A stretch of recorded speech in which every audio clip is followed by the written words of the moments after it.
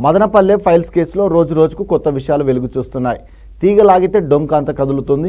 Sub collector కార్యాలయంలో కీలక files దహనం వెనుక పెద్ద కుట్ర ఉన్నట్లు స్పష్టమవుతుంది. ఈ ఘటన వెనుక వైసీపీకి చెందిన కీలక నేతలు ఉన్నట్లు కొట్టొచ్చినట్లు కనిపిస్తుంది. అయితే ఈ కేసును సిఐడికి అప్పగించాలని ఆలోచన చేస్తుంది ఏపీ ప్రభుత్వం.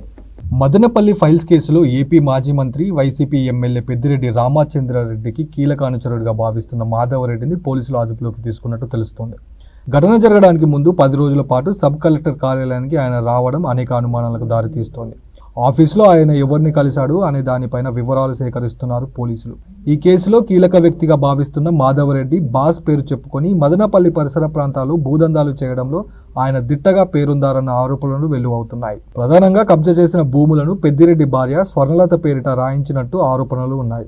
ఎక్కువగా డీకేడీ భూములను స్వాహా చేసి వాటిని రిజిస్ట్రేషన్ చేస్తున్నట్టు దస్తావేజులు కనిపిస్తున్నాయి.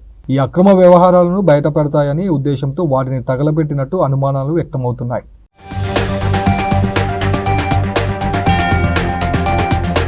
ఇక ఇది ఇలా ఉండగా ఆదివారం రాత్రి ఫైల్స్ తగలబెట్టడానికి ముందు దాదాపు 7 లీటర్ల ఇంజన్ ఆయిల్ని తీసుకొచ్చి పత్రాలు ఉండే బీరువాలో పెట్టినట్టు విచారణలో బయటపడింది.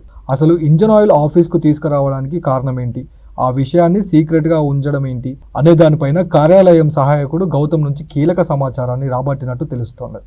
రాత్రి 10:30 నుంచి 11:30 వరకు ఆఫీస్లోనే ఎందుకున్నాడన్న దానిపైన కూడా లోతుగా దర్యాప్తు చేస్తున్నారు పోలీసులు. మరోవైపు రెవెన్యూ శాఖ కార్యదర్శి సిసోదియా కూడా ఘటన ప్రాంతంలోనే ఉంటూ ఘటనకు గల ఆధారాలు సేకరించే పనిలో పడ్డారాయన. ల్యాండ్ పత్రాలు కాలిపోవడంతో కొంతమంది రైతులు లబోదిబోమంటున్నారు. మొత్తానికి మదనపల్లి ఫైల్స్ వ్యవహారంపై చంద్రబాబు సర్కార్ సీరియస్గానే దృష్టి పెట్టినట్టు కనిపిస్తోంది. ఈ కేసులో కొత్త విషయాలు ఇంకెన్ని వెలుగులోకి వస్తాయో చూడాలి మరి.